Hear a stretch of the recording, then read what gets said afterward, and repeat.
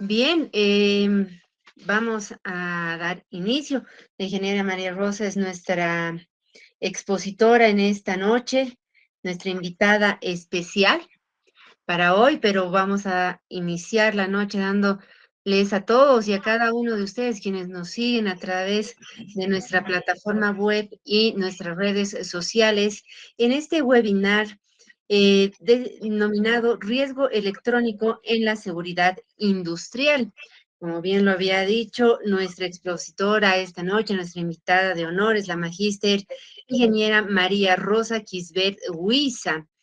Hoy, con el tema de riesgo electrónico en la seguridad industrial, les damos la más cordial bienvenida desde la carrera de Ingeniería Industrial de la Universidad Mayor de San Andrés y la Facultad de Ingeniería, no sin antes pues también invitarlos a nuestros diferentes eventos que vamos a tener a continuación, seguro nuestra coordinadora de la unidad de posgrado de la carrera de Ingeniería Industrial, a quien también le doy la bienvenida y la saludo muy respetuosamente, ingeniera Naceli Espada Silva.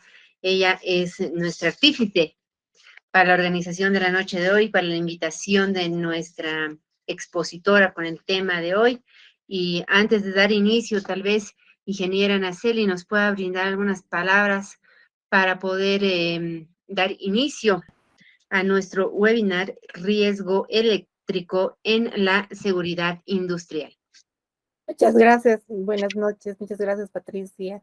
Bien, sí, es un gusto poder estar nuevamente con una oferta más. En esta oportunidad, pues estamos aquí con un webinar para todos los que están en el área de la seguridad con el tema de riesgos eléctricos en la seguridad industrial. Pero también pues comentarles que estamos próximos a empezar con el Congreso, con el tercer Congreso Internacional en el tema de la seguridad industrial, ¿no? Que pues lo organiza el INICISO, el Instituto Nacional Instituto Nacional Universitario de Seguridad y Salud Ocupacional, ¿no? Que se va a dar a partir del 24 de octubre. Entonces todos quedan muy invitados, quedan cordialmente invitados y esperamos pues puedan inscribirse. Vamos a pasar los datos para la inscripción para que puedan ser partícipes de este evento. Así también pues comentarles que próximamente vamos a iniciar la cuarta versión del diplomado en prevención, en seguridad industrial y prevención de riesgos laborales, ¿no? El mismo se va a dar inicio en el mes de noviembre, ¿no? Entonces ahí también les vamos a pasar la información para que puedan pasar a inscribirse al mismo evento. Muchas gracias, Patricia. Bueno, eso es lo que tenemos inicialmente, ¿no? Seguiremos seguramente teniendo más ofertas más adelante, pero eso es lo que tenemos más pronto. Gracias. Muchas gracias, ingeniera. La invitación está hecha.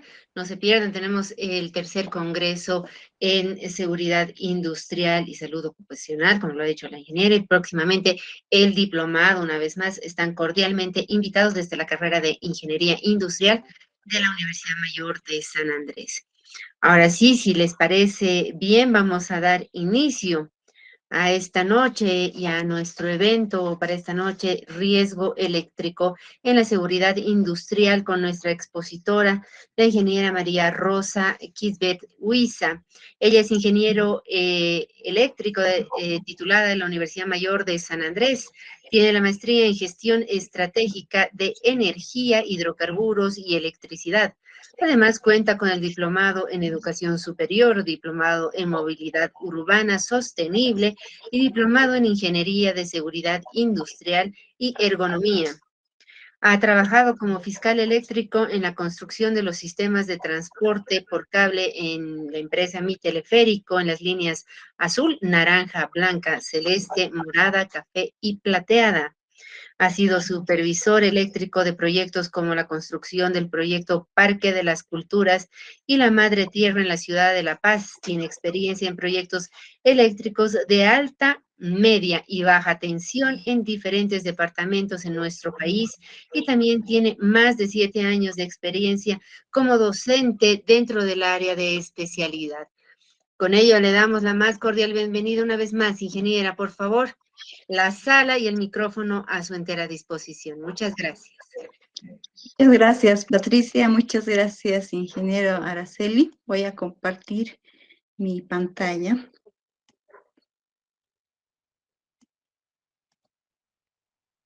No sé si se puede ver. ¿Me confirma, por favor, si se puede ver? No está compartiendo pantalla. No está compartiendo pantalla, Lizzie, Inge. Ya. Ahora sí. Ahora sí, Inge. Muy bien. Ya. Bueno, buenas noches a todos. Muchas gracias. Y bueno, aquí deseando compartir algo, bueno, lo poco que vamos aprendiendo a lo largo de nuestra vida profesional. Y como ya bien dijeron, vamos a ver algunos aspectos de los riesgos eléctricos dentro de lo que es la seguridad industrial. Bien, vamos a empezar viendo estas fotografías, ¿no? Donde vemos a un hombre ahí tirado en el piso, ¿no? Cercano se encuentra un conductor eléctrico. Más abajo vemos a un hombre colgado de un poste. Al lado estamos viendo a un trabajador expuesto a un arco eléctrico, ¿no? Entonces, estos accidentes suceden por esta exposición a la energía eléctrica, ¿no? Y las consecuencias pueden ser fatales, ¿no? Pueden estar, por ejemplo, pérdida de manos, pérdida de pies, quemaduras, ¿no? Ya sea externas, ¿no? Quemaduras de primer, segundo o tercer grado. Puede existir incluso la muerte, ¿no? Entonces, no es un aspecto que hay que tomar a la ligera, realmente son riesgos muy importantes.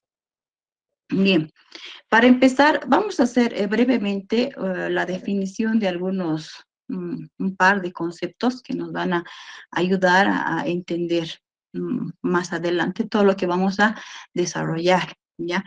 Vamos a empezar definiendo qué es el arco eléctrico.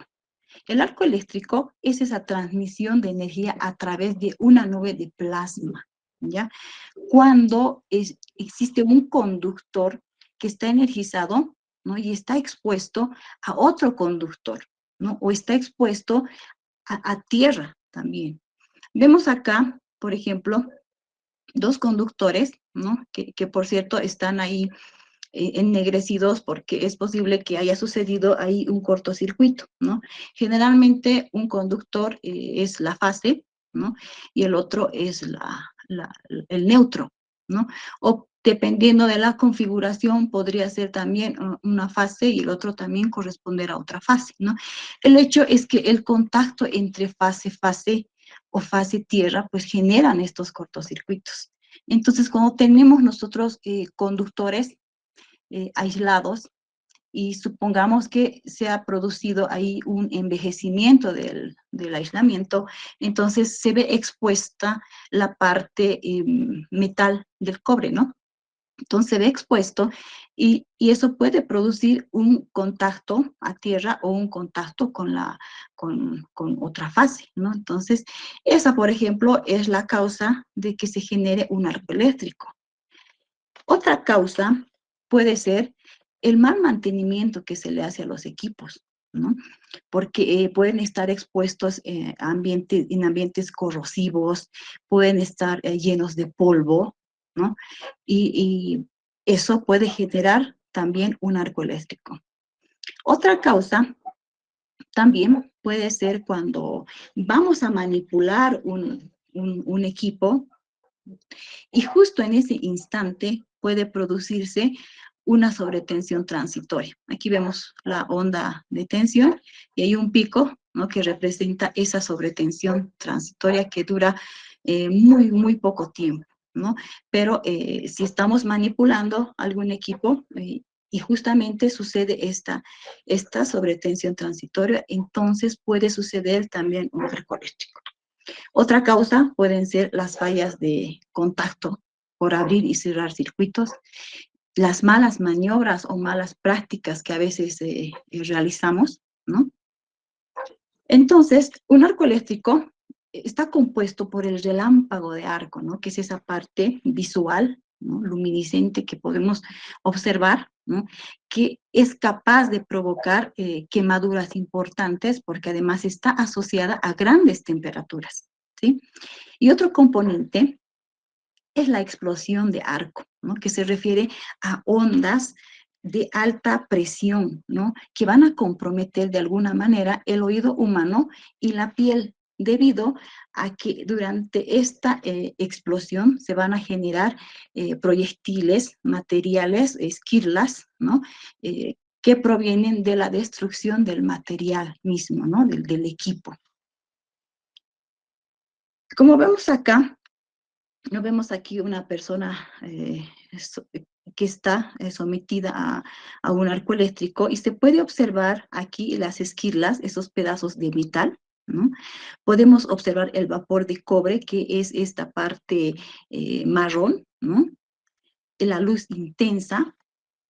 Entonces, existe aquí, en este fenómeno, un bastante metal fundido y las altas temperaturas, ¿no? Y se ha hecho algún experimento, ¿no? Y vemos acá como el maniquí, ahí está, va o pretende manipular algo en un tablero. El tablero está preparado para que se genere un arco eléctrico, pero vamos viendo cómo se va generando el arco eléctrico y poco a poco eso va creciendo en volumen, ¿no? Hasta generarse ese vapor de cobre, ¿ya?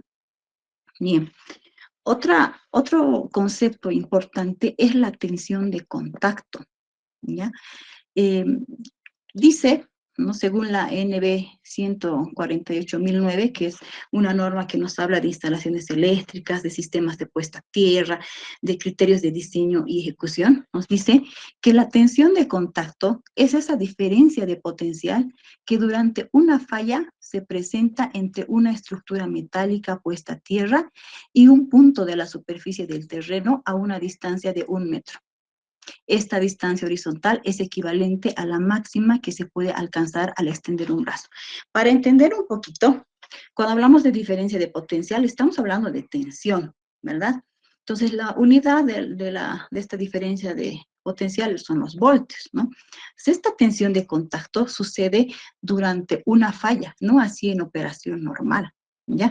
Y para entender un poco más, porque yo sé que seguramente entre los asistentes hay mucha gente que conoce de esto, pero también hay gente que no conoce. Entonces, para entender un poco más, vamos a ver a qué se refiere con esto de estructura metálica puesta a tierra, ¿ya? Entonces, vemos acá un dibujo, ¿no? Una imagen, y vemos aquí un poste metálico, ¿no? Esta es la estructura metálica, ¿no? Y vemos unos conductores desnudos que son de cobre, ¿no? En este caso 2, y vemos cómo se dirigen hacia la tierra, ¿ya? En este otro dibujo, o esta otra imagen, podemos ver aquí los fierros de construcción, ¿no? Y en un punto se unen con un conductor también de cobre desnudo, ¿no? Estos conductores en ambos casos, ¿no? Se van a dirigir hasta intersectar una jabalina, ¿no? Que se muestra en este caso, ¿ya? Ahora, no siempre puede ser una jabalina, pueden ser 2, 3, depende, ¿no? Hay muchas formas incluso de instalar un sistema de puesta a tierra, ¿ya? Pero que en esta ocasión no se lo va a ver. Pero vemos el sistema de puesta a tierra, sería el conjunto ya desde este conductor desnudo, ¿no? Hasta que llega a conectarse con la jabalina. Bueno, y tiene otros accesorios, ¿no? Existen soldaduras, hay tratamientos en la tierra, incluso se coloca muchas veces una espiral alrededor, ¿no? Para reducir esta resistencia de puesta a tierra. Se puede usar también cemento conductivo, hay muchas formas. Pero lo que yo quiero que con lo que se queden es a qué le llamamos sistema de puesta a tierra, ¿ya? Y cómo está conectado a una estructura metálica, ¿ya? Entonces, volvamos. Es esa diferencia de potencial que durante una falla se presenta entre una estructura metálica, hemos visto, una estructura metálica que está conectada a puesta a tierra y un punto de la superficie del terreno. ¿Ya?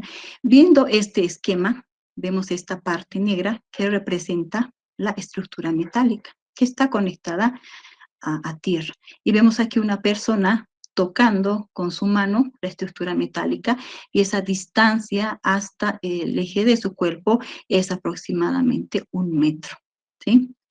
Entonces, esta normativa nos muestra tensiones de contacto, aquí las fórmulas, que tampoco vamos a hacer mucho énfasis porque no es el fin del webinar. Entonces, vemos aquí las fórmulas de la tensión de contacto para una persona de 50 kilogramos y también para una persona de 70 kilogramos. ¿Ya? Más adelante vamos a un poquito entender a través de un ejemplo mejor este concepto. Bueno, en la imagen se muestra ahí también una estructura metálica, ¿no? Y está conectada al sistema de puesta a tierra. En este caso, el sistema de puesta a tierra está dentro de este ducto, ¿no? Pero se conecta a través de ciertos elementos de sujeción, ¿ya?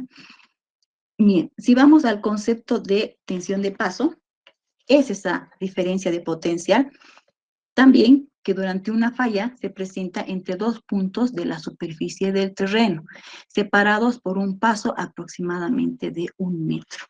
Aquí podemos ver a una persona, ¿no? Aquí está la estructura metálica que está conectada a tierra y vemos una persona ahí que está dando un paso y este paso es de aproximadamente 1 metro. Entonces, esa tensión de paso es esa tensión que se produce entre los pies, ¿no?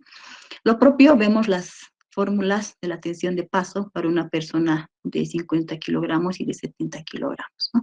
Esta misma normativa nos presenta, ¿no?, la máxima tensión de contacto para un ser humano, ¿ya? Según la IEC y según la EEE, ¿ya? Es decir, que una persona podría soportar máximo, podría admitir, por ejemplo, según la IEC, 30 voltios, ¿no? Pero tendría que accionarse en un elemento de protección eléctrico, ¿no? En ese nivel de voltaje. Ya tendría que yo hacer que se despeje esa falla, ¿no? O sea, que el elemento de protección se accione inmediatamente, ¿no? Para proteger a la persona. Y esos elementos que se van a accionar, ¿no?, se encuentran generalmente en tableros eléctricos, ¿ya? En algún lugar, en un cuarto de tableros, ¿no?, destinado para para alojar a los tableros, ¿ya? Bien. Un poquito entrándonos a la guía técnica para la evaluación y prevención de riesgos eléctricos del Instituto Nacional de Seguridad y Salud en el Trabajo de España. O sea, nos amplía más este concepto y nos dice que la tensión de contacto es esa fracción de la tensión de puesta a tierra que puede ser puenteada por una persona entre la mano y un punto del terreno situado a 1 metro de separación. Para determinar este valor, se considera que se tienen los pies juntos a 1 metro de distancia del electrodo y la resistencia del cuerpo entre la mano y el pie es de 1000 ohms. Bueno, vemos la figura acá, que nos habla de tensión de contacto, y lo propio, vemos aquí a la persona con los pies juntos y está tocando, en este caso, un electrodo de puesta a tierra, ¿no? Bueno, pero que en realidad puede ser una estructura metálica, pero como está conectada a tierra, tiene el mismo potencial, ¿ya? Y vemos que está esa mano hasta el eje del cuerpo, igual es 1 metro. Entonces, si pudiéramos ver nosotros lo que sucede dentro de la tierra, porque esta jabalina, ¿no?, está dentro de la tierra, veríamos, y si se pudiera ver, bueno, pero veríamos cómo el nivel de esa diferencia de tensión, o sea, va disminuyendo sobre la jabalina a medida que se va alejando de ese punto donde está instalada esta jabalina, ¿ya? O este electrodo de puesta a tierra. Entonces, si nosotros intersectamos el eje de la persona, ¿no?, vamos intersectando con esa curva, entonces vemos que ese punto corresponde, en este caso, a 90 voltios, ¿ya? Mientras que la mano que está tocando el electrodo y está en la superficie, o sea, correspondería a 200 voltios. Entonces, 200 menos 90 es 110 voltios.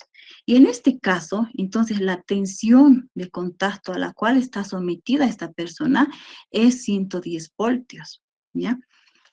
Si hablamos de la tensión de paso, según la INSST, es igual, es una parte de la tensión a tierra que aparece en caso de un defecto a tierra entre dos puntos del terreno separados 1 metro.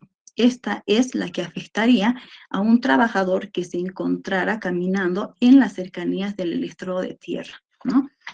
En el momento de la avería. Esta diferencia de potencial es mayor cuanto más cerca se encuentra del electrodo. Entonces, lo propio, nosotros vemos el pie, ¿no?, de esta persona, el pie que está más cercano al electrodo, intersectamos con la curva y vemos que corresponde a 100 voltios, ¿no?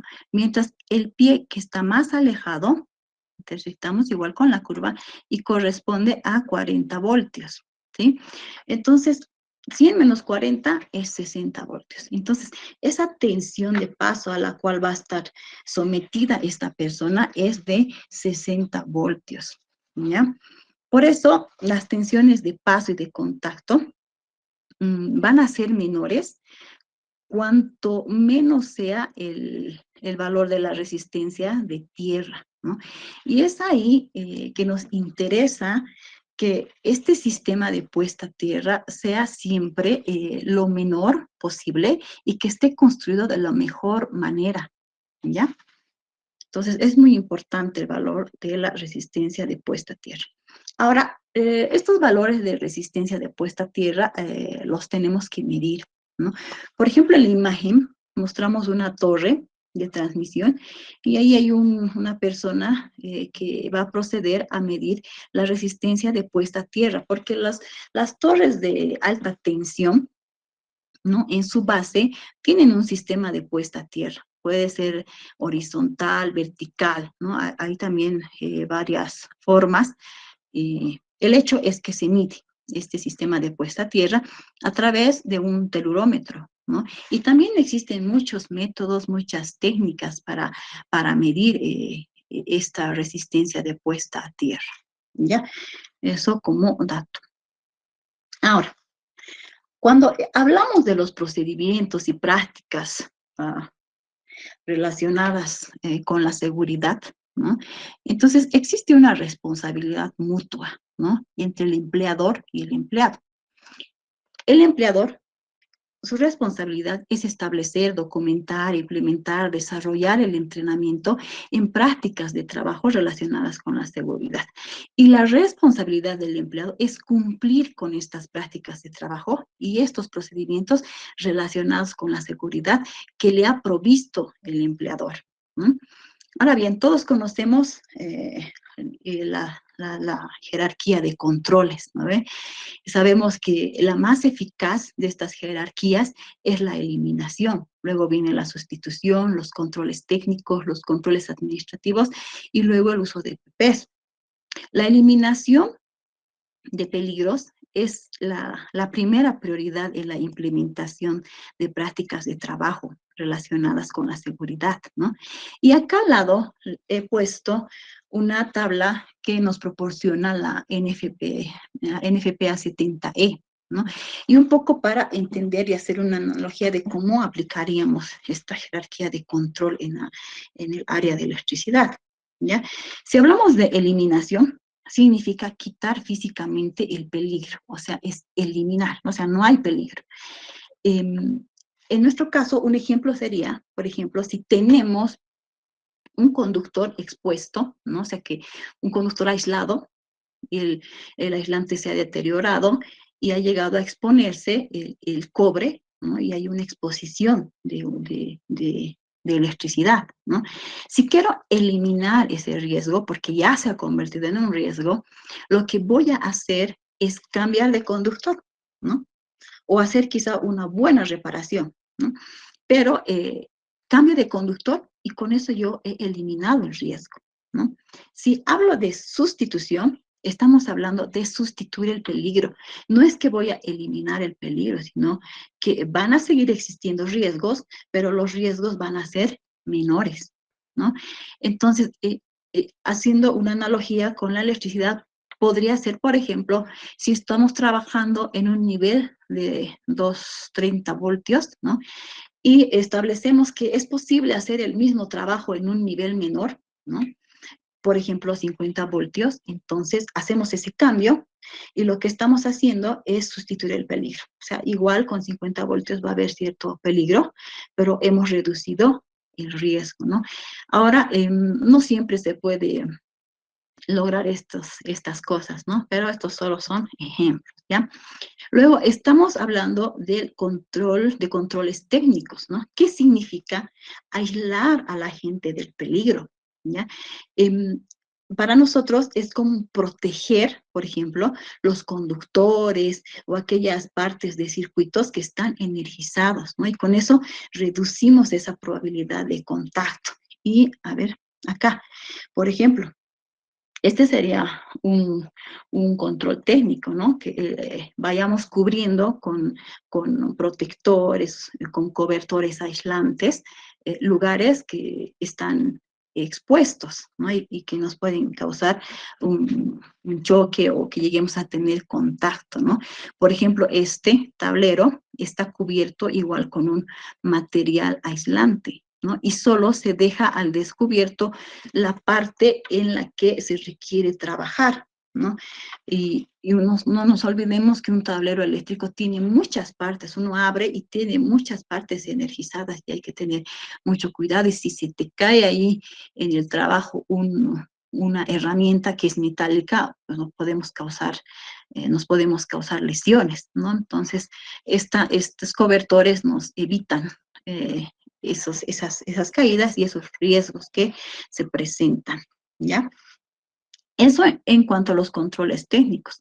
La NFPA 70 nos establece una jerarquía adicional que se alerta, ¿no? Que tiene que ver con las señales que alertan sobre la presencia de peligros eléctricos, ¿no?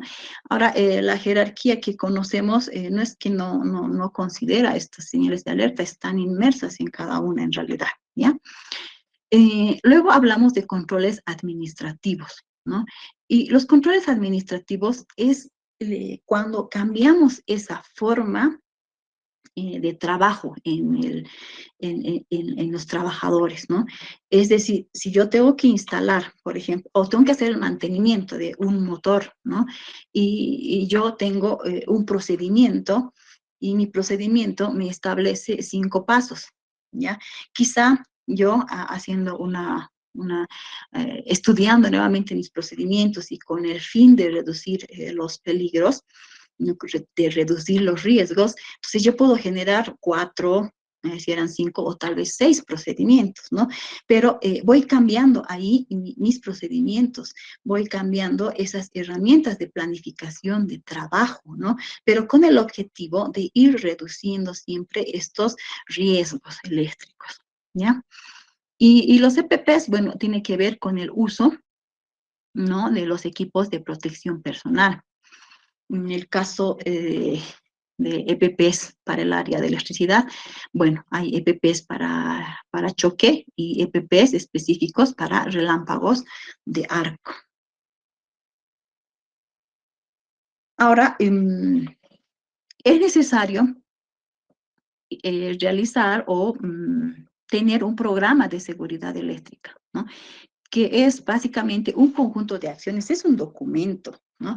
Ahí se establecen todas las directrices, todas las actividades que representan un riesgo. Y este programa de seguridad eléctrica en realidad debería ser parte de un sistema integral de gestión de seguridad ocupacional, ¿no? Y bueno, este programa tendría que incluir elementos para verificar que los equipos o los sistemas eléctricos han sido inspeccionados, que cumplen con la normativa, que se consideran condiciones de mantenimiento en sistemas y equipos eléctricos, ¿no? Tienen que proporcionar conocimiento, además, acerca de los potenciales peligros sus riesgos asociados. La gente tiene que capacitarse en eso. Hay que establecer a través de la capacitación también esa autodisciplina en los trabajadores y se tiene que incluir ese principio de cero accidentes, ¿no? A través de los controles de seguridad y procedimientos antes de comenzar cualquier trabajo, ¿ya? Este programa de seguridad eléctrica también tiene que tener o contener procedimientos de evaluación de riesgo. Ahora, ¿qué es esta evaluación de riesgo? O sea, ya sabemos que consiste en identificar los peligros, en evaluar esos riesgos y en establecer medidas de control, ¿no? Las medidas de control que tienen que seguir justamente las jerarquías que habíamos señalado anteriormente. Ahora, estas medidas de control, lo mejor, ¿no? Lo más efectivo es que se apliquen en las fuentes de posibles daños, ¿no? Porque si aplicamos en las fuentes de posibles daños, es menos probable que se vea afectado por el error humano, ¿no? ¿Y qué jerarquías utilizamos en las medidas de control? Ahí están la eliminación, la sustitución y los controles de ingeniería, ¿ya? Y cuando...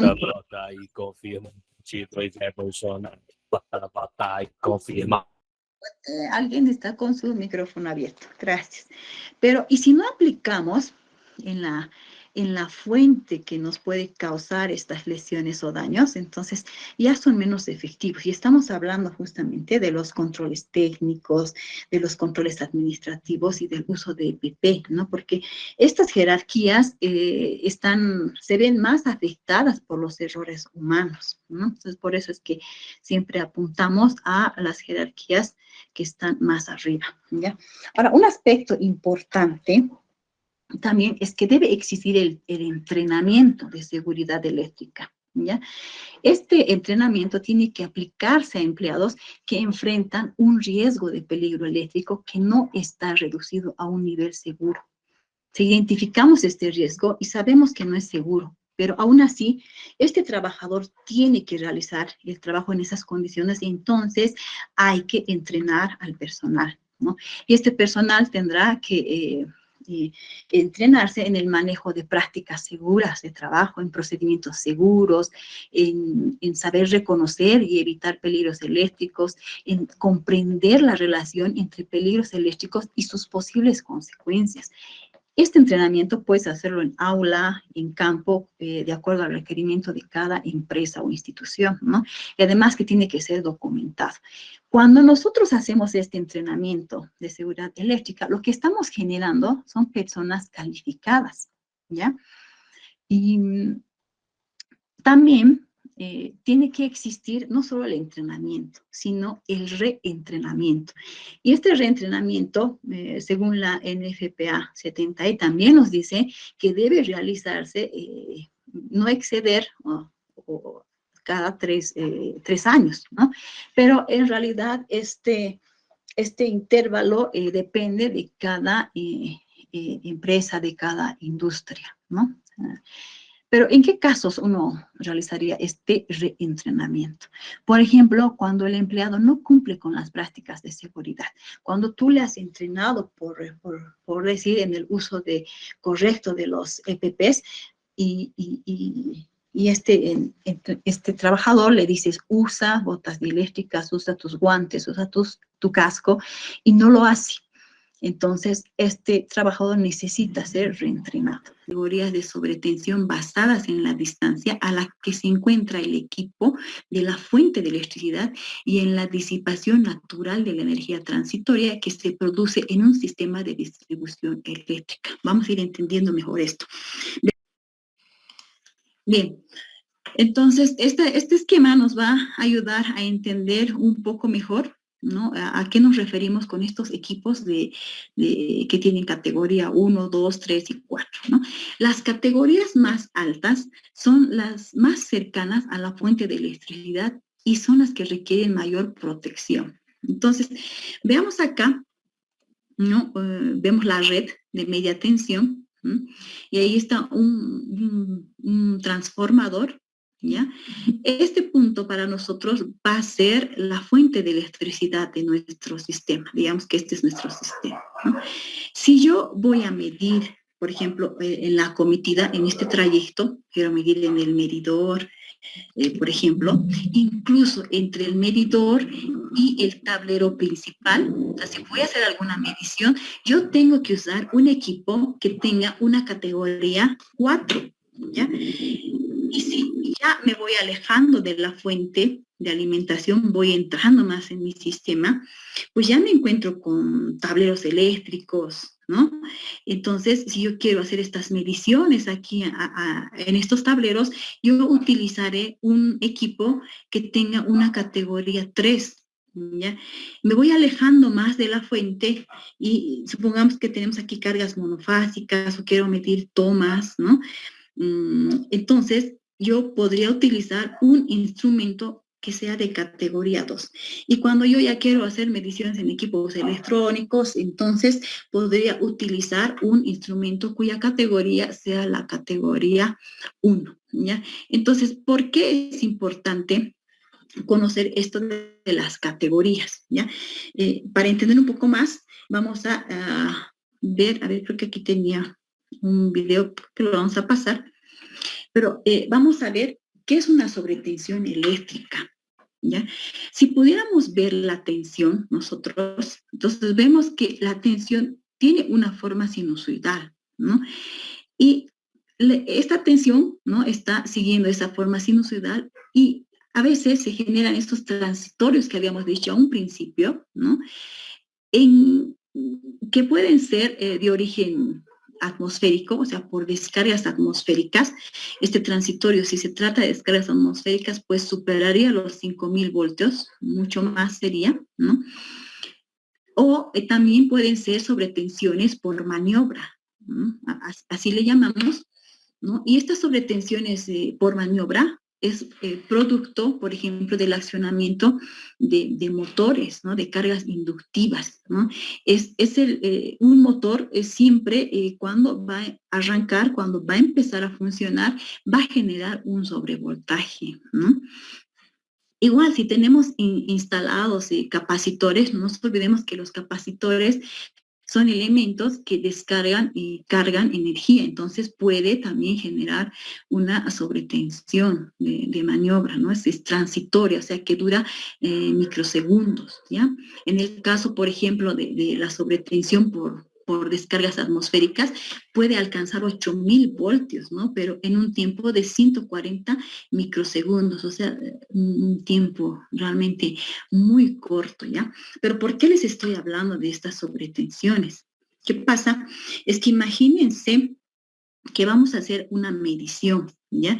Y al efectuar medidas en sistemas eléctricos, estos transitorios, ¿no? Representan un peligro invisible. Nosotros este peligro no lo vemos. Sabemos los cables, vemos los equipos, ¿no? Pero estas sobretensiones no las vemos, pero se presentan, ¿no? Y son difíciles de evitar, ¿ya? Además, como hemos visto, alcanzan. Pero no mezcla los recursos como tal con ninguno de los aportes de los trabajadores. Esa es una garantía establecida en la ley. Solicitamos, por favor. Perdón, por favor, ¿pueden desconectar sus micrófonos? Entonces, imaginemos que estamos haciendo una medida, ¿ya? Aquí vemos, ¿no? Las puntas del equipo de medición, ¿sí? Y bueno, acá no se ve en la figura, pero esto es un multímetro, ¿no? Entonces, vemos justamente cuando estamos haciendo esta medición, se genera una sobretensión. ¿Qué va a provocar? Va a provocar que se produzcan arcos, ¿no? Aquí entre las puntas de prueba y el conductor, digamos, ¿no? Que estás, en el cual vamos a hacer las medidas, ¿no? Entre dos conductores. Entonces, va a haber un punto en que este arco, pues, ya no van a ser dos arcos, sino se van a unir, ¿no? Y cuando se une, hemos dicho a un principio, o sea, cuando unimos fase o fase tierra, eso es un cortocircuito, ¿no? Entonces, ¿qué puede suceder con el equipo? El equipo, si no ha sido escogido de la manera adecuada, o sea, si he usado uno de categoría 1 cuando tenía que utilizar uno de categoría 4, entonces el equipo pues no va a resistir puede quemar, puede explotar, ¿no? Y eso nos puede causar daños a nosotros, ¿no? Entonces, aquí radica la importancia de saber elegir adecuadamente el equipo. Y muchas veces, ¿qué hacemos nosotros? Vamos y vemos las buenas prácticas que están realizando los trabajadores, pero el equipo no sabemos nada del equipo y pensamos que está bien, ¿no? Pero tenemos que aprender a identificar incluso ese equipo, ¿no? De qué categoría es, si realmente va a representar un peligro en el trabajador o no, o si es el adecuado, ¿no? Entonces, esto es muy importante, ¿ya? Bien, ahora el equipo de medida debe ser, como hemos dicho, de esa categoría adecuada, ¿no? Y además estos equipos tienen que tener una protección interna, ¿no? Que va a proteger también al personal. Ahora, vamos a ver en el mercado muchos equipos, ¿no? Y muchos de estos ni siquiera dice en ninguna parte, ¿no? De qué categoría es, ¿no? Entonces, si no hay la categoría ahí descrita, tenemos que asumir que es una categoría 1, ¿no? Generalmente vienen como esta denominación, ¿no? Dice 60 voltios, hasta 600 voltios, perdón, se considera como categoría 4 y hasta 1000 voltios se puede considerar como categoría 3, ¿ya? Además, tenemos que buscar, ¿no? Si damos la vuelta al equipo, tenemos que buscar estos símbolos, ¿no? Que representan a laboratorios que son reconocidos, son laboratorios independientes que han certificado, que le han hecho pruebas a este equipo, ¿no?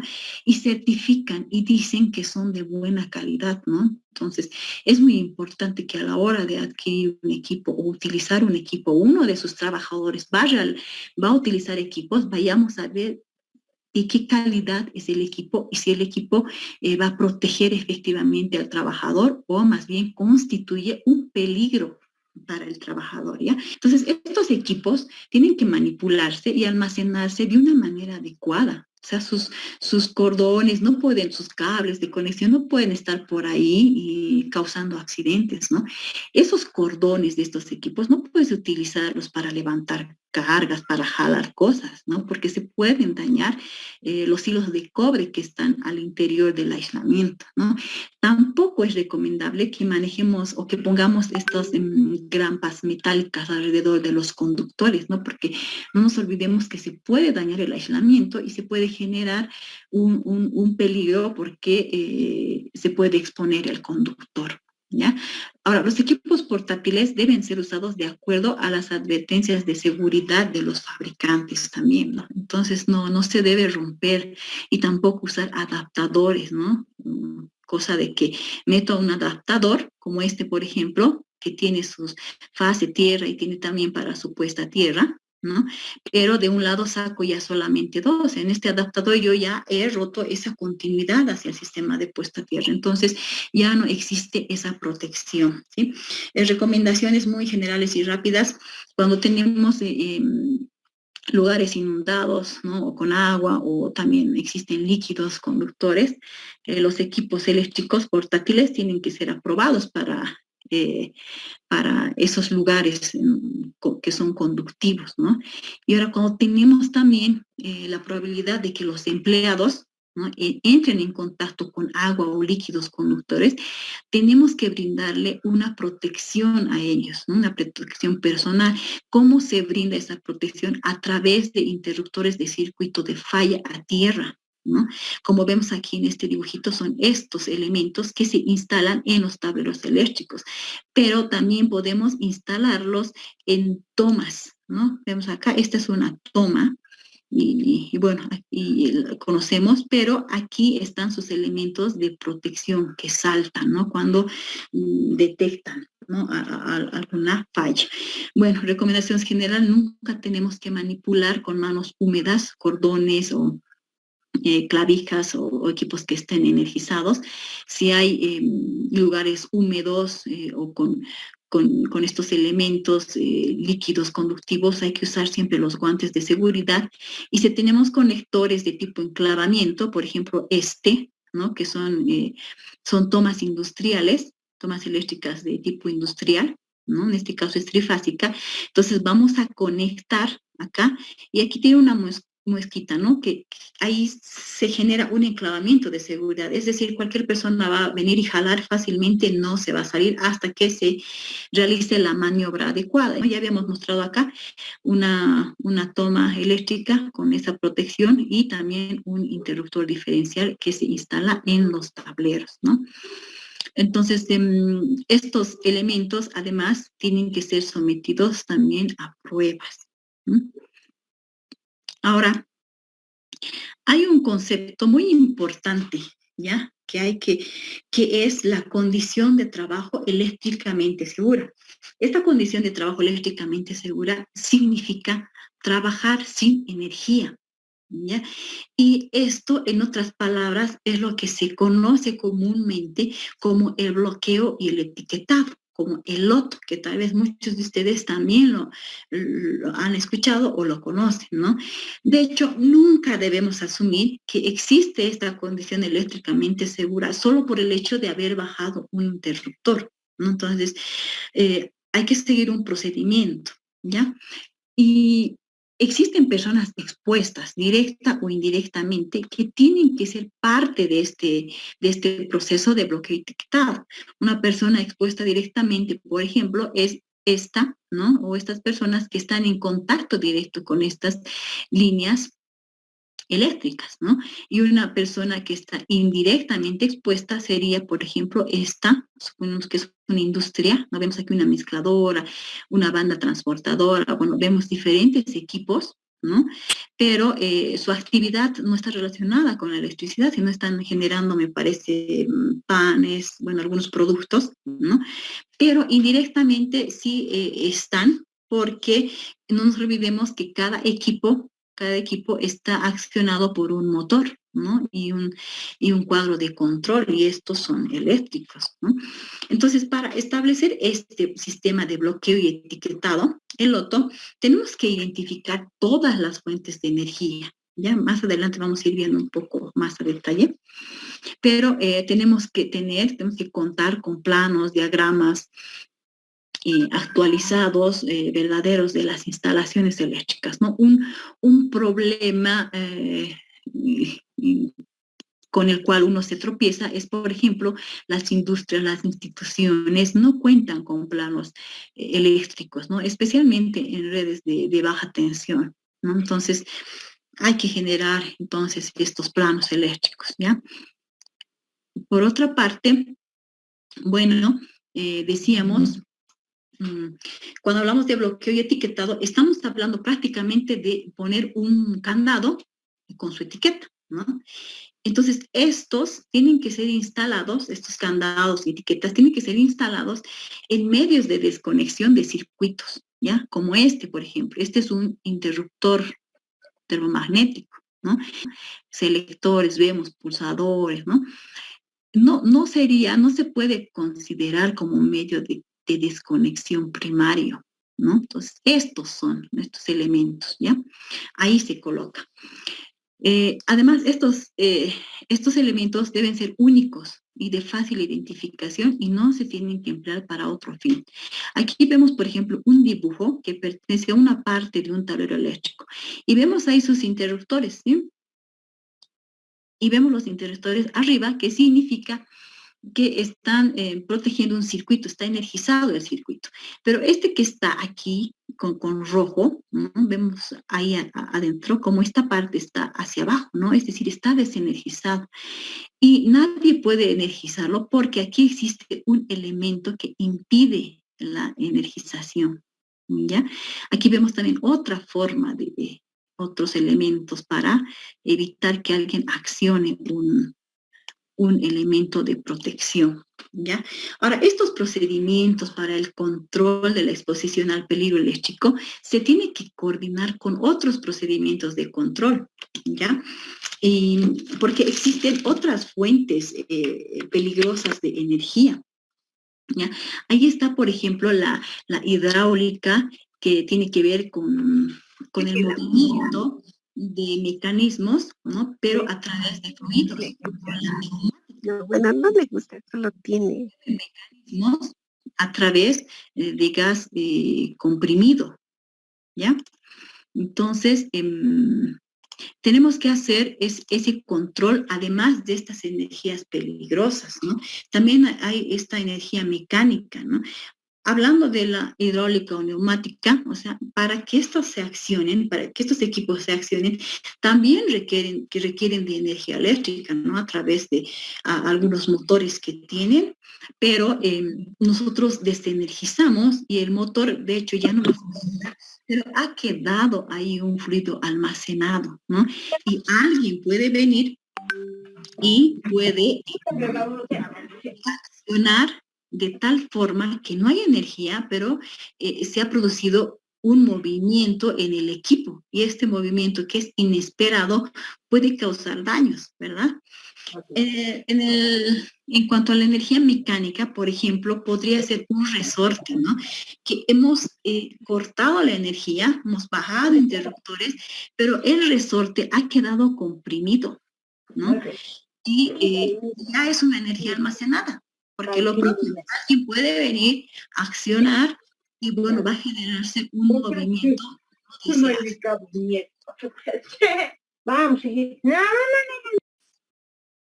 Y bueno, hablando de la desactivación de los sistemas neumáticos auxiliares, estos se consiguen, por ejemplo, cerrando el suministro de aire comprimido, descargando estos circuitos neumáticos de alimentación, ¿no? Y para ello es preciso que la instalación de aire esté dotada de válvulas de corte y despresurización, ¿no? Entonces, el trabajo no tiene que ser coordinado con estas áreas que manejan estos sistemas también, ¿no? Ahora, los aparatos que utilizan resortes para su accionamiento tras la desconexión deben quedar sin energía mecánica acumulada en los resortes, ¿no? Ahora, nosotros, por ejemplo, en la parte eléctrica tenemos seccionadores, ¿no? Vemos aquí cómo estos elementos, bueno, tendrían que subir aquí de forma vertical hasta hacer contacto en este punto, y ahí se produciría ya la continuidad de la energía eléctrica, ¿no? Pero muchas veces es difícil colocar aquí un candado, ¿no? Etiqueta tal vez, pero el candado es difícil. ¿Cómo puedes lograr este bloqueo aquí? Entonces, puedes prevenir o puedes utilizar medios físicos, ¿no? Por ejemplo, como esta placa, que está hecha de un material aislante, ¿no? Y está adecuada, está diseñada para este fin, ¿no? Esta es una forma de hacer el bloqueo, ¿no? Ya no con, ¿no? Bueno, en estos casos. Bueno, aquí vemos, por ejemplo, ya un sinfín de elementos que nos permiten bloquear, ¿no? Por ejemplo, pulsadores, aunque decíamos no tiene que ser un bloqueo primario, ¿no? Tenemos que ir directamente a los elementos de corte. Pero bueno, también aquí se aplica, si alguien no quiere que se pulse ese botón, entonces se incorpora este elemento con su candado, ¿no? Esto, por ejemplo, está impidiendo que un interruptor sea accionado, ¿no? Hasta existen estas cajitas, ¿no? Para los interruptores o para los enchufes, perdón, cuando alguien quiere evitar que un equipo sea energizado o que alguien por accidente lo utilice, ¿no? Incluso elementos ya que son de protección, o sea, ya vienen con unos orificios listos para incorporar estos elementos de bloqueos y etiquetados, ¿no? Y aquí vemos un par de elementos que hacen un bloqueo grupal, ¿no? A través de esta barrera evitan que alguien pueda manipular estos 5 interruptores, ¿no? Y bueno, eso como referencia. Ahora, ¿cuándo tenemos que hacer este bloqueo etiquetado? ¿Cuándo tengo que hacer este loto? Cuando yo voy a realizar un mantenimiento, cuando voy a hacer inspecciones, cuando voy a hacer reparaciones, ¿no? Entonces, hay que identificar, ¿no? A esa persona que va a ser responsable de este procedimiento de bloqueo etiquetado, ¿no? Y además tiene que existir un procedimiento, ¿sí? Un documento, ¿no? Que tiene que estar disponible para todos los empleados, ¿no? Y este documento tiene que establecer ese procedimiento de control, ¿no? De la exposición de la energía eléctrica y también de la exposición de estas otras energías almacenadas que habíamos hablado, ¿no? La neumática, hidráulica o mecánica, ¿ya? Hablando propiamente del dispositivo de bloqueo, estamos hablando de un candado, ¿ya? Y el candado puede tener llave o puede tener también una combinación, ¿no? Y estos son fijados para impedir la operación de los medios de desconexión, ¿ya? Ya sea la llave o la combinación de los candados, tienen que permanecer en posesión de la persona que lo ha instalado, ¿no? O de un responsable, eso según los procedimientos que se establezcan, ¿no? Pero no puede andar la llave por aquí, por allá, ¿no? Entonces tiene que estar bajo la responsabilidad del que ha colocado o de una persona, ¿ya? Identificada. Entonces, además este candado nos dice, tiene que incluir un método para identificar a la persona que ha instalado. Por eso va acompañado de una etiqueta, ¿no? Donde ahí se pone el nombre de la persona que ha instalado el candado, a qué departamento corresponde, ¿no? Y bueno, además estos dispositivos también tienen que ser apropiados para condiciones ambientales adecuadas, ¿ya? Y hablando propiamente de la etiqueta, bueno, ya hemos dicho, ¿no? Tiene que ser además fácilmente identificable, ¿no? También adecuada para las condiciones ambientales en la cual se va a instalar, y tienen que tener elementos de fijación. Vemos aquí, por ejemplo, el candado con la etiqueta. Aquí hay un elemento de fijación, ¿no? Que son unas bridas de nylon, ¿no? Y estos medios de fijación, además, en la normativa nos exigen que tiene que tener por lo menos 50 libras de fuerza, ¿no? Tienen que resistir al menos 50 libras de fuerza aplicados en ángulo recto a la superficie de los medios de desconexión, ¿ya? Entonces, tiene que haber ese medio de fijación. Bueno, aquí mostramos algunos ejemplos, ¿no? De las etiquetas que deben tener un enunciado, ¿no? Que prohíba la operación no autorizada de los medios de desconexión o el retiro de la etiqueta, ¿ya? Vamos a la planificación, ¿no? Lo que tenemos que hacer inicialmente, hemos dicho, localizar todas las fuentes de energía posible. Para eso vamos a utilizar los planos o diagramas unifilares, ¿ya? Tenemos que contar. Además, tiene que existir un plan, ¿no? Donde se identifica esa persona o las personas que puedan estar expuestas a un peligro, ¿no? Y este plan también tiene que indicar, o sea, qué equipos de protección se van a requerir durante la ejecución de trabajos, ¿no? En este plan también se tiene que identificar a esa persona responsable, ¿no? del bloqueo etiquetado, y también tiene que establecerse su responsabilidad en este procedimiento, ¿ya? Y hay dos procedimientos, o sea, hablamos de un bloqueo y etiquetado simple. Aquí no se requiere, por ejemplo, de generar planes documentados, ¿no? Por escrito, ¿no? Porque en este procedimiento simple, cada trabajador es responsable de su propio bloqueo etiquetado, ¿ya? Por ejemplo, un procedimiento simple sería cuando tenemos un trabajo de reparación en un tablero eléctrico de una bomba que tiene una sola alimentación eléctrica. Entonces, imaginemos aquí nuestra bomba de agua, ¿no? Siempre puesta a tierra. Y en el recuadro azul representaría el tablero eléctrico, ¿no? Entonces, este personal calificado, o sea, está ahí cerquita a su tablero, ¿no? Él lo ve, le pone su candadito, su etiqueta, ¿no? Si quiere, si ve por conveniente, porque es un trabajo, un procedimiento simple, ¿no? Y él ya visualmente, o sea, está seguro que solo existe una sola fuente eléctrica, ¿no? Entonces, a este procedimiento le llamamos un procedimiento simple, ¿no? Entonces, ¿qué se requiere? Simplemente el personal calificado. Y como decíamos, este trabajador es responsable de su propio bloqueo etiquetado. Pero cuando hablamos ya de procedimiento complejo, ¿no? Y este procedimiento complejo es cuando ya existen múltiples fuentes de energía, ¿no? Habíamos dicho existen energías neumáticas, hidráulicas, mecánicas, o además ¿no? A esas puede que existan otras fuentes alternas como un grupo generador, ¿no? Imaginemos que este es nuestro equipo al cual estamos suministrando y al cual le vamos a hacer algún mantenimiento, por decir. Entonces, este se suministra eléctricamente a través de un transformador, ¿no?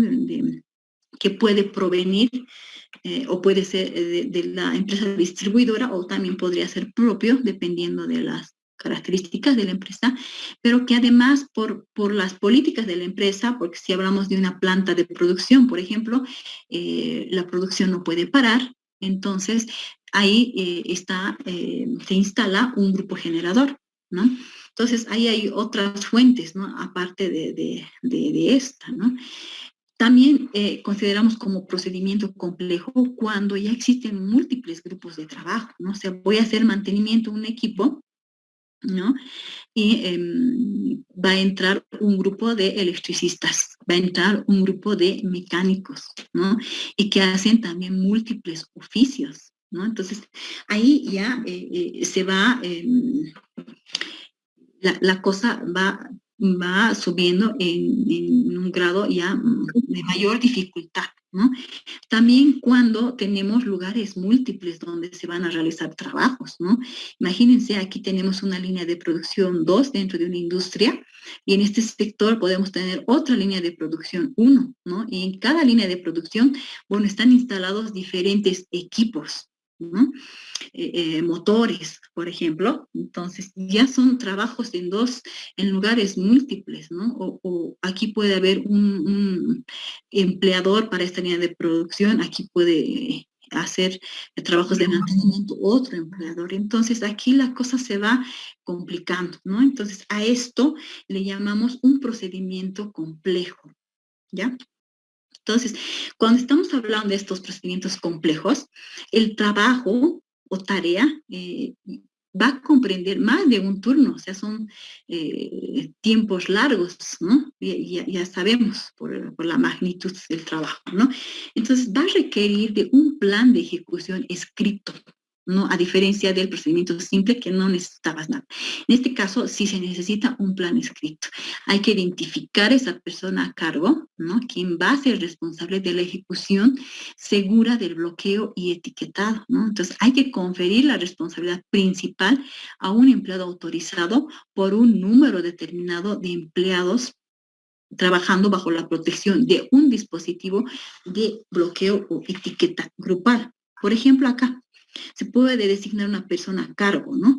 Pero también cuando se trata de varios grupos de trabajo, entonces aquí se incorpora un empleado autorizado por un grupo de trabajadores, ¿no? Y aquí otro. Y para que esta persona haga el control, se va a utilizar este bloqueo o etiquetado grupal, que consiste en esta cajita, ¿no? El empleado autorizado lo que va a hacer es poner su candado en esta parte lateral.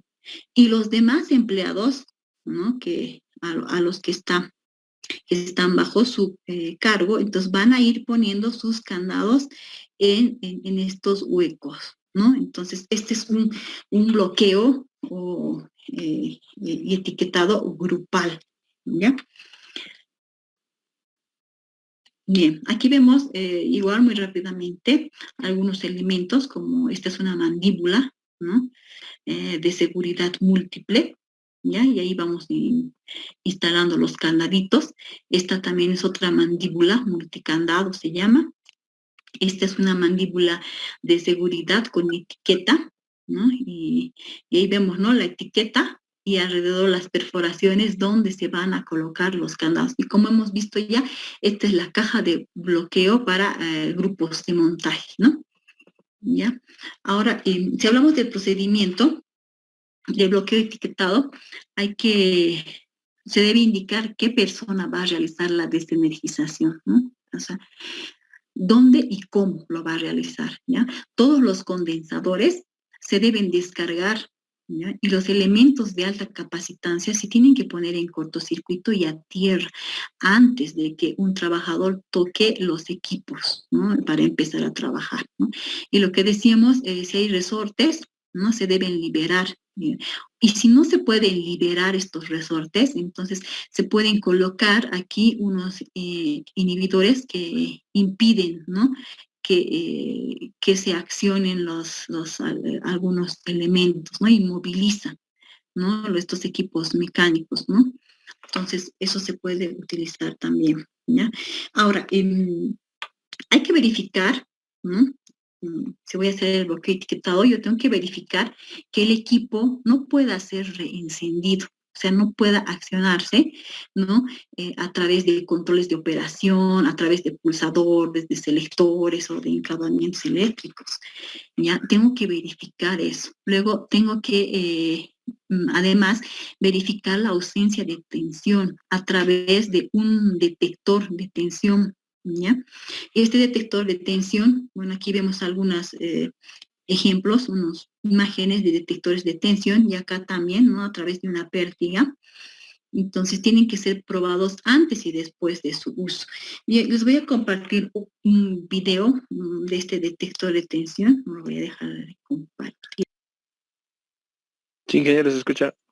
Vamos observando estos detectores de tensión. De alto voltaje sin contacto Klein detectan un amplio rango de voltajes de corriente alterna en conductores aéreos. Los probadores indican la presencia de voltaje mediante señales audibles y visuales. Cada probador viene en un cómodo estuche para transporte que ofrece portabilidad y seguridad. El probador de voltaje sin contacto, de doble rango, se puede utilizar en el modo de rango bajo para detectar voltaje de 50 voltios a 1,5 kilovoltios. El modo de rango alto permite detectar entre 1,5 kilovoltios y 132 kilovoltios. Para voltajes de hasta 230 kilovoltios, use el probador de voltaje sin contacto de rango amplio. Utilice la perilla para seleccionar el voltaje que desea detectar. Conecte el probador directamente en una pértiga de trabajo en línea viva o use el adaptador universal para conectarlo a la pértiga de gancho. Los probadores de voltaje Klein Tools le permiten trabajar en condiciones seguras. Fabricados en Estados Unidos por Klein. Bueno, ahí vemos un ejemplo de cómo se usa, ¿no?, un detector de tensión. Ya, volvamos a nuestras diapositivas, ¿no? Bueno, hemos dicho, hay que verificar la ausencia de tensión. Para eso vamos a utilizar estos detectores de tensión, ¿no? Siempre tenemos que probar, ¿no?, antes de tocar cada conductor, ¿ya? Antes de realizar cualquier trabajo.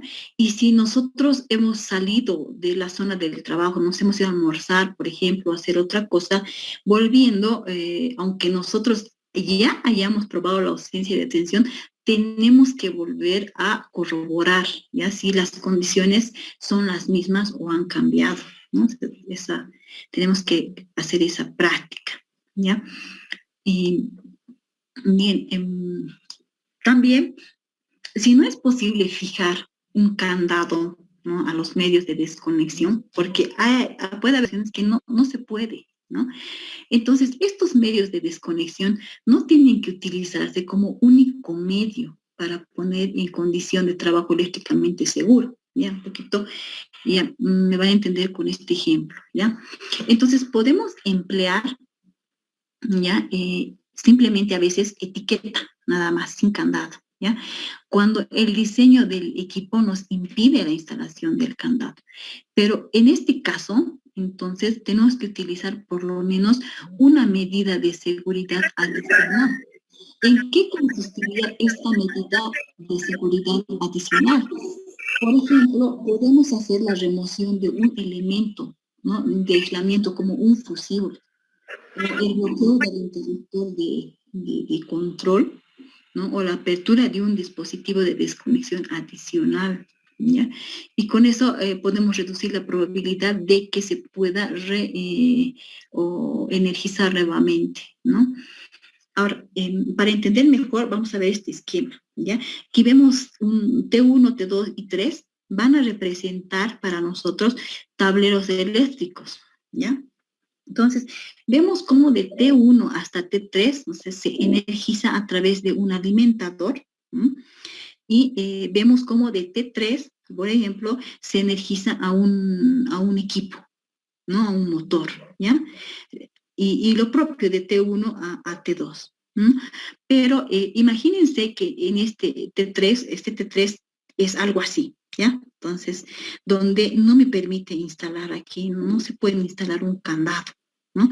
Quizá ponga por aquí alguna etiqueta, ¿no? Pero yo no puedo decir, ya está mi etiqueta, así que nadie va a hurgar, ¿no? O sea, porque no existe este bloqueo. Entonces, alguien fácilmente puede venir, empujar estos elementos son fusibles, ¿no? Empujar y ya se ha reenergizado este equipo en el que estoy queriendo hacer mantenimiento, por ejemplo, ¿no? Entonces, aquí dice, podemos tomar una medida adicional como sacar estos elementos fusibles, los saco, ¿no? Me los llevo, me los guardo, y bueno, cualquiera que venga y accione, ¿no? Porque no vio la etiqueta, no leyó, se cayó la etiqueta, ¿no? Cualquiera que accione, pues no va a funcionar porque no hay elemento que permita que permita la conexión, porque el fusible se retiró, ¿no? Sin embargo, o sea, no me puedo quedar solamente con esto. Yo tengo que establecer, ¿no? otra medida de seguridad aparte de retirar este fusible. Entonces, ¿qué haré? Me vendré pues a este tablero, al tablero T1, ¿ya? Entonces, porque este tablero tiene elementos de protección. Hay un elemento de protección para este alimentador, ¿ya? Y puede corresponder, por ejemplo, a uno de estos que figuran en la imagen, ¿no? Y yo practicaré el bloqueo etiquetado al elemento, digamos ¿no? A este elemento que está protegiendo a este circuito, ¿no? Entonces, por eso es importante conocer planos, diagramas unifilares, ¿no? Porque eso nos va a permitir identificar qué elemento protege a los circuitos, ¿no? Entonces, yo tengo que tomar estas medidas de seguridad adicional, ¿ya? Prácticamente todo lo que estamos hablando de bloqueo y etiquetado, o sea, es cumplir con las 5 reglas de oro, ¿no? Que es desconectar, prevenir cualquier posible realimentación, verificar la ausencia de tensión, poner a tierra y en cortocircuito, proteger frente a elementos en tensión y señalización, y señalizar la zona, ¿no? Prácticamente el loto es las 5 reglas de oro, ¿ya? Y en la NFPA 70E, ¿no? No nos especifica 5 reglas de oro, pero en su contenido describe a las 5 reglas de oro. Por ejemplo, dice, ¿no? Para establecer y verificar una condición de trabajo eléctricamente segura, dice, hay que identificar todas las fuentes de alimentación de energía eléctrica al equipo. Hay que revisar planos, diagramas y etiquetas de identificación actualizados. Después de interrumpir la corriente de carga, hay que abrir los dispositivos de desconexión para cada fuente. Hay que verificar simultáneamente que todas las cuchillas de los dispositivos de desconexión estén completamente abiertos o que los interruptores automáticos se encuentren en la posición de desconexión total. Y toda esta descripción que habla es la primera regla de oro, que es desconectar, ¿no? Luego nos habla de liberar la energía eléctrica almacenada, liberar o bloquear energía mecánica almacenada, de instalar dispositivos de bloqueo etiquetados según el procedimiento establecido. Prácticamente aquí nos está hablando de prevención a la realimentación, ¿no? Entonces, así vamos viendo, ¿no? Que la NFPA 70E en su descripción nos va estableciendo, ¿no? El hecho de verificar la ausencia de tensión, ¿no? De poner a tierra y en cortocircuito, ¿ya? Ahora, creo que vamos a dar un poco más de énfasis a esto de poner a tierra y en cortocircuito, ¿sí? Aquí vemos un hombre, ¿no? Que está colocando un equipo, este equipo, ¿no? Que se llama puesta a tierra portátil, ¿no? Y cortocircuito, así se llama. Entonces, Tenemos aquí los conductores de media tensión, ¿no? Desnudos, y estos elementos aquí de sujeción se van enganchando en cada línea, ¿no? Y como acá, ¿no? Y en un punto, o sea, todos se unen en un punto. Esto significa que ya se está cortocircuitando, ¿no? Y desde este punto luego se va a derivar, ¿no? Hacia lo que es la jabalina, ¿no?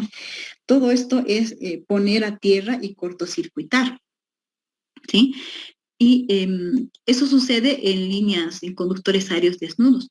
También existen estos elementos que son mallas de puesta a tierra portátiles, ¿no? Que son, y ahí a estas mallas se conecta a través de un conductor igual a las partes metálicas, ¿no? Aquí vemos de fondo un tablero y seguramente se va a hacer algún trabajo. Y como no hay un sistema de puesta a tierra, probablemente entonces se va a utilizar este tipo de sistemas o mallas de tierra, ¿ya? Voy a compartir también otro video que quiero que observen. Ahora, ¿cómo se utilizan nuestros equipos de puesta a tierra trifásicos?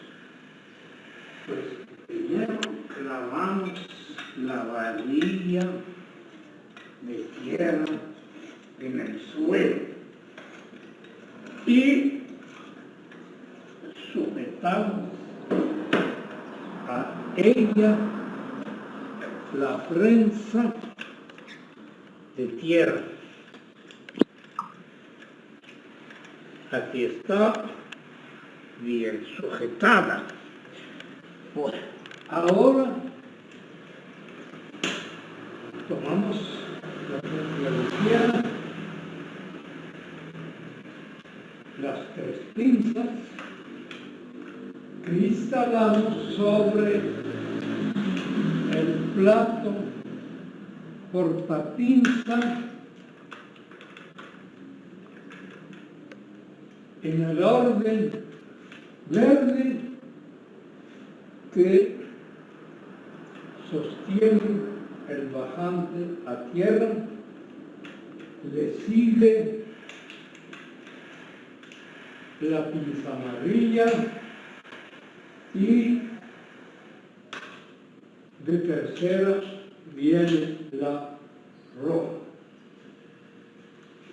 ¿Cómo es indispensable verificar la ausencia de tensión antes de conectar las pinzas?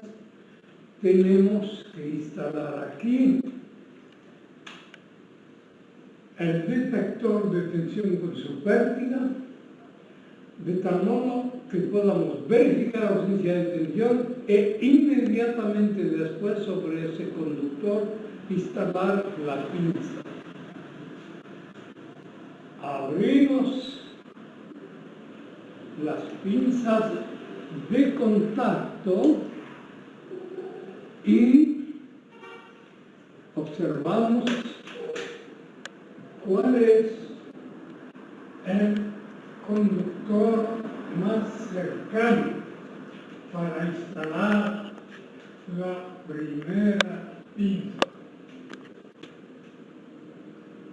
Verificamos ausencia de tensión, comprobamos que el detector está bueno, no hay tensión, inmediatamente podemos instalar la primera pinza.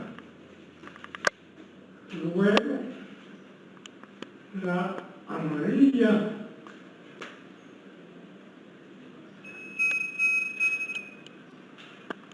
conectamos la amarilla y terminamos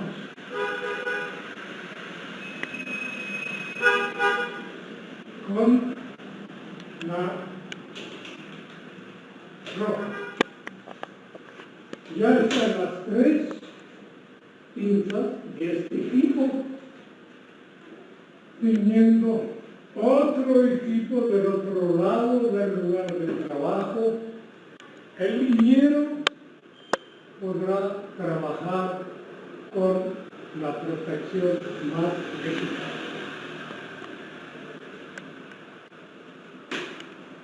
Y ahora vean lo fácil que es quitar el tipo de carrera. Introducimos completamente el gancho en la oreja de la pinza y jalamos suavemente para desprenderla. Igual para la segunda y también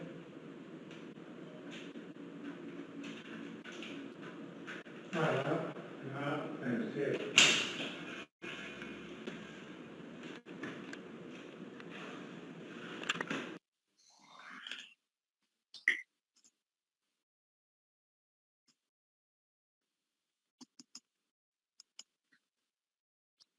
Entonces ahí hemos visto, ¿no? De un ejemplo de cómo se instala este sistema de puesta a tierra y cortocircuito, ¿no? Y hemos visto también que en la pértiga, o sea, ya va incorporada también ese detector de tensión, ¿no? Antes de conectar estos elementos, estas pinzas en las fases correspondientes, ¿ya?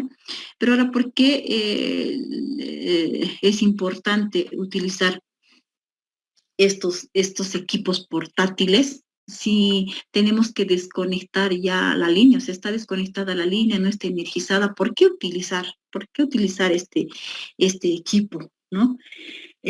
Para empezar, este equipo tiene que ser dimensionado, ¿no?, para soportar las corrientes de cortocircuito previsibles en la instalación, ¿ya? Y tenemos que usar porque el personal que está trabajando podría entrar accidentalmente en contacto, ya en contacto, o sea, podría estar expuesto a una tensión, ya, pese a que está desenergizada la línea, ¿no? Por lo que pasa es que se producen campos electromagnéticos inducidos, ¿no? ¿Y en qué casos se puede producir estos campos electromagnéticos inducidos? Por ejemplo, cuando yo tengo una línea eléctrica, ¿no?, y que está desenergizada, estoy trabajando en ella, pero cercana existen otras redes eléctricas, ¿ya? Entonces ahí se puede producir una inducción de campos electromagnéticos.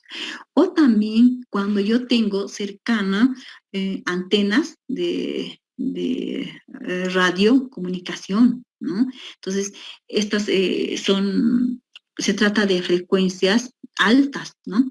Entonces, estas también pueden llegar a inducir campos electromagnéticos, ¿no? Lo propio cuando cae un rayo, también estamos hablando de altas frecuencias que pueden llegar a generar estos campos electromagnéticos, ¿no? Y puede ser también incluso que exista un contacto fortuito, ¿no?, de la línea en la que se está trabajando, que supuestamente está desenergizada, ¿no? Pero ha habido una situación fortuita de tal forma que esta línea ha llegado a tener contacto con otra línea que tiene tensión, ¿no? Entonces, existen estas probabilidades, ¿no?, de que se pueda generar accidentalmente tensiones, ¿ya? ¿Y por qué digo eso? Lo que pasa es que cuando nosotros utilizamos estos equipos, lo estamos poniendo en cortocircuito, ¿no? Más adelante vamos a ver que cuando un elemento de protección ya detecta el cortocircuito, se va a accionar, ¿no? Entonces, es por eso que tenemos que utilizar este equipo, ya preveyendo de que puedan ocurrir estas inducciones, ¿ya?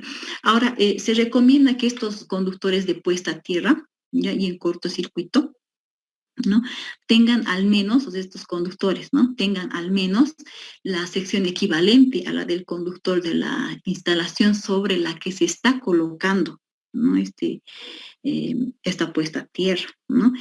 O también que tenga la sección de puesta a tierra que pueda existir en la instalación, ¿no? Si existiera, ¿no? Además, todos estos elementos de este equipo tienen que ser sometidos a limpieza, ¿no? Tiene que haber, tiene que lograrse un contacto óptimo con los conductores de la instalación, ¿no? Por eso tienen que tener mantenimiento. Y de esta forma también se reduce la resistencia de contacto, ¿ya? Un poco viendo mejor aquí. Entonces, aquí nos vamos a responder de qué manera me protege esta puesta a tierra y en cortocircuito, este equipo, ¿no? Miremos acá, ¿no? Hay un trabajador está conectando justamente esas pinzas de este equipo de puesta a tierra y cortocircuito, ¿sí? Cuando existe una reconexión accidental, o sea, aquí veremos esta línea, ¿no? Nuestra zona de trabajo va a ser esta parte que está en verde, ¿ya? Y aquí hay elementos seccionadores, ¿no? Que se van a desconectar cuando yo tengo que trabajar, ¿no? En la figura de abajo ya está desconectada, ¿sí?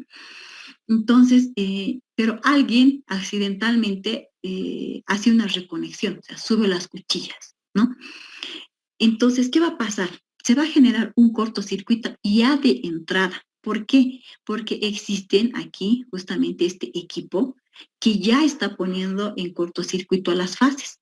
Entonces, en cuanto alguien accidentalmente cierre este seccionador, esta corriente de cortocircuito ya se va a generar. ¿Y qué va a pasar? Que se va a aperturar los dispositivos automáticos de protección, ¿no? Contra sobreintensidad, ¿ya?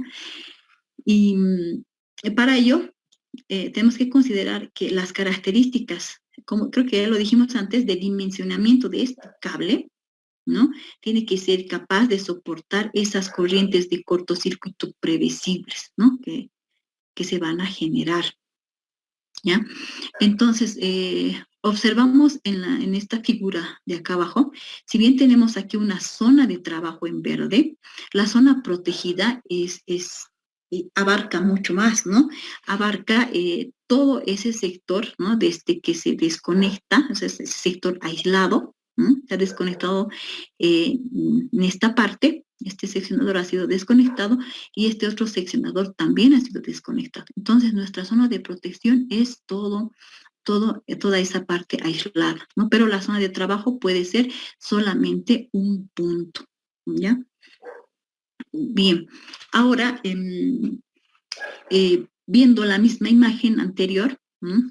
En los trabajos en líneas aéreas, esto es recomendación de la INSST, ¿no? En estos trabajos, ¿no? Cuando estamos hablando de líneas desnudas, ¿no? En media tensión, en alta tensión también, se tienen que colocar las puestas a tierra y en cortocircuito en ambos lados, ¿no? de la zona de trabajo, aquí y aquí, ¿no? Ambos lados, ¿ya? Y también si tenemos dentro de la zona de trabajo, tenemos derivaciones de otras líneas, ¿no? Pueden existir. También tengo que colocar este equipo de puesta a tierra y cortocircuito en la salida de la derivación, ¿ya? Y al menos, ¿no? Si estamos trabajando dentro de esta zona, ¿no? El trabajador tiene que ver, o sea, visualmente tiene que poder observar, ¿no? Una puesta a tierra. Si esta es la zona de trabajo, tengo que observar esta o esta, ¿no? Tengo que observar, porque eso me da a mí la garantía, la seguridad, ¿no? De que que existe una conexión a puesta a tierra y que además las fases están en cortocircuito, ¿no? Pero no siempre esto puede suceder, ¿no? Por la configuración del sistema no sucede. Y cuando esto no sucede, entonces la INSST nos dice que tenemos que instalar un sistema de puesta a tierra y cortocircuito en el lugar, en ese punto donde se está haciendo el trabajo, ¿ya? Eso para tener seguridad. Ahora, aquí vemos, por ejemplo, una torre de alta tensión, ¿no? Y las torres de alta tensión tienen en su base, ¿no? Sistemas de puesta a tierra. Aquí, por ejemplo, está representado por esta figura, ¿no? Un sistema de puesta a tierra, la pata conectada ahí. Entonces, podemos utilizar estos sistemas de puesta a tierra, ¿no? Para poder hacer esas conexiones, ¿no? Generalmente en líneas de transmisión, ¿no? Un factor importante es el mantenimiento de los sistemas de puesta a tierra, así que puede considerarse confiable también estos sistemas de puesta a tierra, ¿sí?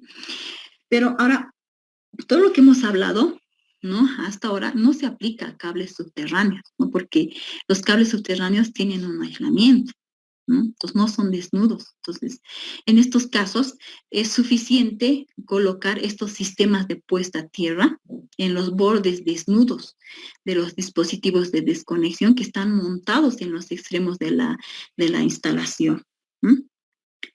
Eso en el caso de cables subterráneos. Bueno, esto pasamos, pero aquí mostramos, por ejemplo, un transformador, ¿no? Y un transformador sabemos que por un lado, o sea, reduce el nivel de tensión, ¿no? O reduce o incrementa, pero cómo se coloca este sistema de puesta a tierra y cortocircuito, en este caso, se coloca entre el lado de alta tensión y los fusibles, ¿no? Esos elementos de protección. Ahí se va colocando. Bueno, hay otros videos de retroalimentación, pero creo que hasta acá, por el tiempo, podemos verlo, ¿ya? No sé si hay alguna pregunta o algo. Tocado esta noche es de gran valor, en el sentido de que nos va a ayudar mucho con el trabajo que se realiza, ¿no? Y sobre todo para todos los especialistas que están en el área de la seguridad industrial. No sé si quiere comentar algo, Patricia.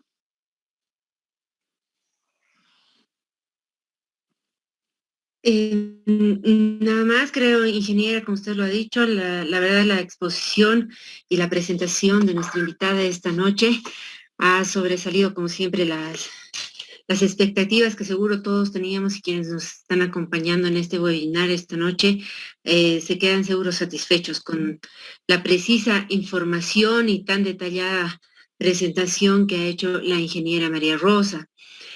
Con ello, agradecer una vez más la presencia de nuestra expositora, la ingeniera María Rosa Quisber Huiza, y en este webinar que es riesgo eléctrico en la seguridad industrial en esta noche, iniciando la semana.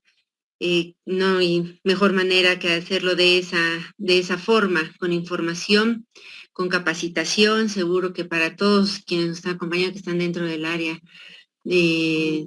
eléctrica, les ha servido muchísimo, nos ha servido a todos, a pesar de que no estemos en el área. La información es sumamente importante, la información es poder para cada uno de nosotros, seguro. Con esto, invitarles una vez más a todos los que nos están acompañando y nos siguen, a que no se pierdan del tercer Congreso de Ingeniería Industrial y Seguridad Industrial y Salud Ocupacional a través del Instituto Nacional de Salud de Seguridad Industrial y Salud Ocupacional, como los diplomados que los ha mencionado la ingeniera Anaceli al inicio de esta noche. Desearles a todos tengan un feliz y reparador descanso, y seguro será hasta en otra oportunidad con un nuevo tema, con un nuevo webinar, que la carrera de Ingeniería Industrial a través de la unidad de posgrado a la cabeza de la ingeniera Espada va a seguir lanzando y brindando información y mayor capacitación para todos nosotros que estamos interesados en seguir fluyendo de esta manera, ¿no? Con eso, ingeniera, a ingeniera Espada, ingeniera a María Rosa y a todos los que nos han acompañado, pues despedirles, que tengan una feliz noche, un reparador descanso una vez más, y será hasta en otra oportunidad desde la Universidad Mayor de San Andrés. Permítame dos recomendaciones, perdón, Patricia.